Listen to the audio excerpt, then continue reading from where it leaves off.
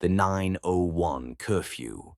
At Northwood High, the prestige of the Silverton Science Wing was undisputed, but it came with a shadow.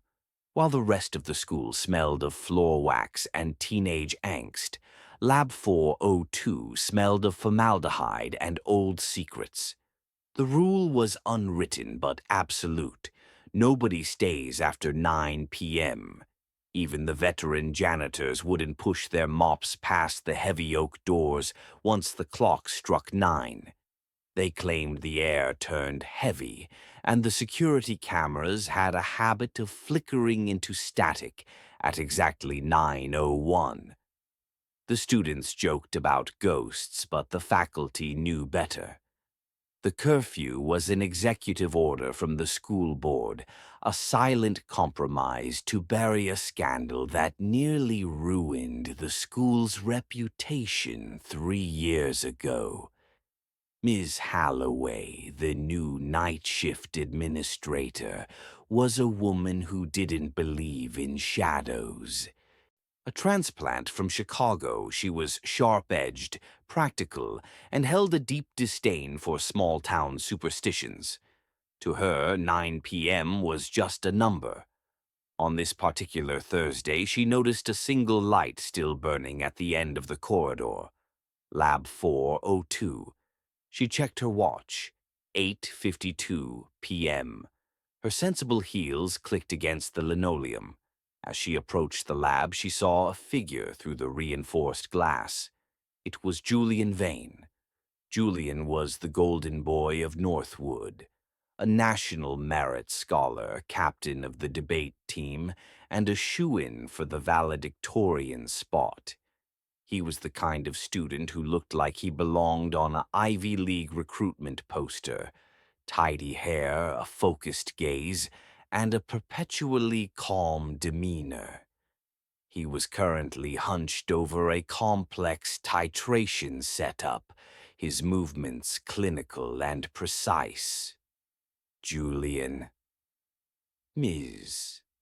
Halloway pushed the door open.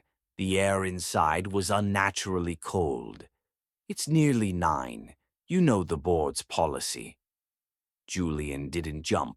He slowly turned, offering a polite practice smile that had charmed every teacher in the district.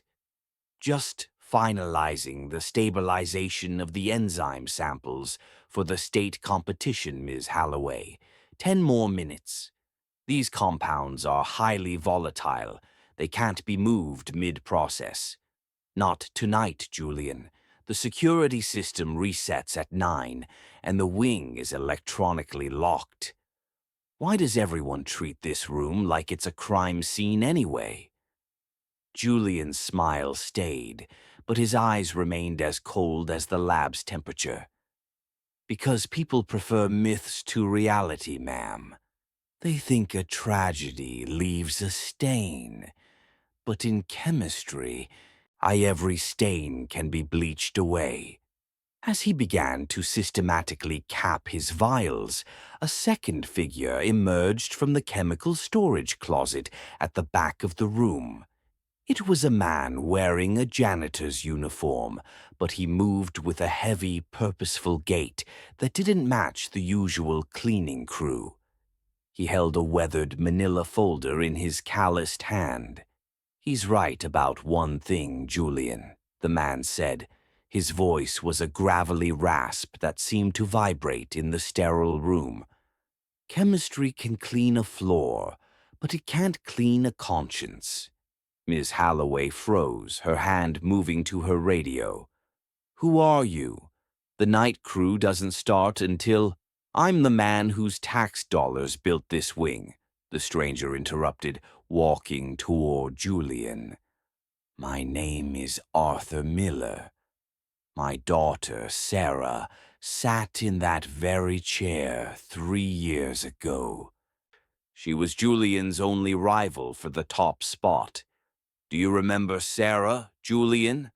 The girl who ran away the night before the scholarship results were announced?" Julian's posture remained perfect, but his grip on his glass rod tightened until his knuckles turned white. Sarah was a brilliant student, Mr. Miller. Her breakdown was a tragedy for all of us. Breakdown? Arthur spat the word. Sarah didn't break. She called me at 8:50 p.m. that night. She was terrified. She'd found the data logs in the school's mainframe. She realized Julian hadn't just found a breakthrough. He'd fabricated 3 years of research data. She was going to the principal the next morning, and then she vanished. Miss Holloway felt a chill. Mr. Miller, these are serious accusations, but if you have no new evidence— I have the logic of a father who knows his daughter, Arthur said, his eyes burning.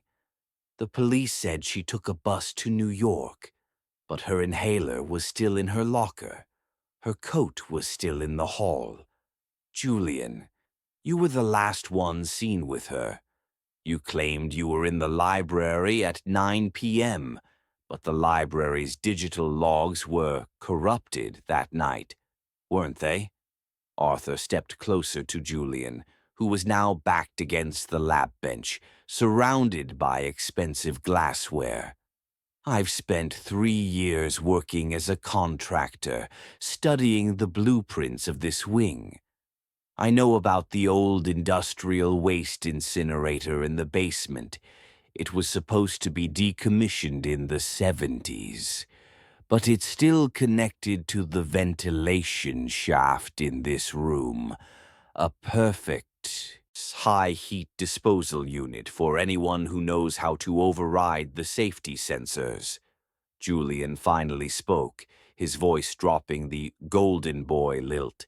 It was flat, mechanical. You're a grieving man chasing a ghost story, Arthur. The incinerator was inspected. They found nothing but ash and bone meal from old bio-experiments. Because you're a genius, Julian, Arthur whispered. You didn't just hide her.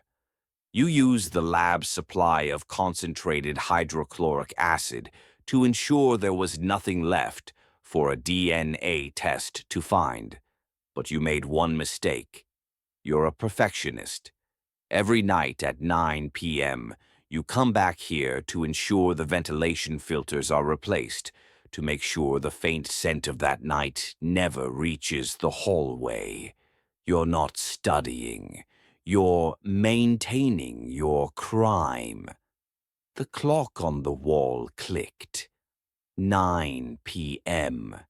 Suddenly, the lights in the hallway hummed and died as the automated system took over.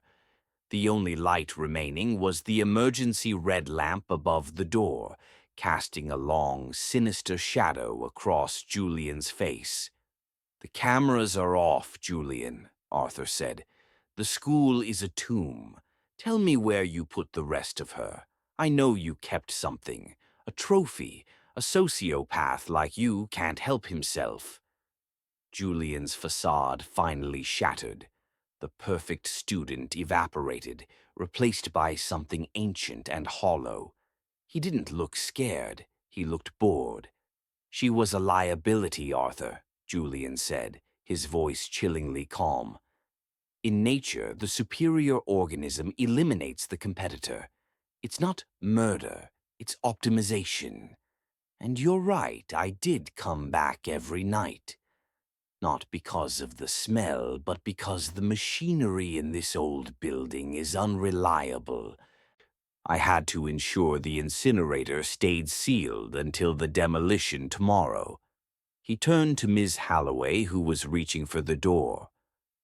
The door is magnetically locked from the outside, Ms. Holloway. It's a security feature I helped the school install last year.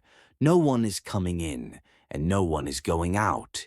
Julian reached into his lab coat and pulled out a small, pressurized canister, industrial-grade sedative.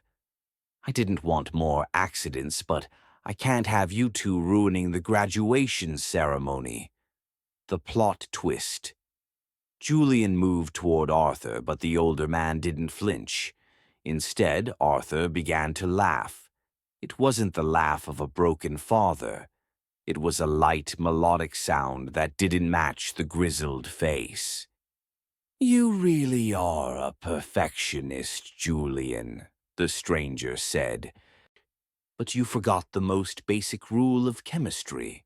Observation changes the result." The stranger reached up and pulled back a hyper-realistic silicone mask, revealing the face of a young woman. She was scarred, her skin pale from years away from the sun, but her eyes were unmistakably the ones from the photos. It was Sarah. Julian fell back, hitting the lab table, his face turning a ghostly gray. "No, I saw the temperature gauge. I saw the—" "You saw the incinerator start, Julian." "But you didn't stay to watch," Sarah said, her voice trembling with a mixture of fear and triumph. "I didn't go in the incinerator. I was in the ventilation duct when you threw the weighted bag of chemicals in. I heard you laugh as the burners roared. I spent the last 3 years in a recovery ward in Canada, under a false name. You funded by the one person who believed me, the former principal who you thought was retired." Sarah held up her phone. The screen showed a live recording, the red light of the recording icon blinking like a heartbeat. "Ms. Holloway isn't a new administrator, Julian," Sarah whispered. "She's a federal investigator. And that magnetic lock you mentioned. We didn't just lock ourselves in. We locked the local police out until we had you on record admitting to the optimization of your rival." The 9 p.m. curse was finally explained. It wasn't a haunting. It was a trap, 3 years in the making, designed to catch a boy who thought he was too smart for the law. The heavy oak doors were suddenly kicked open by a tactical team.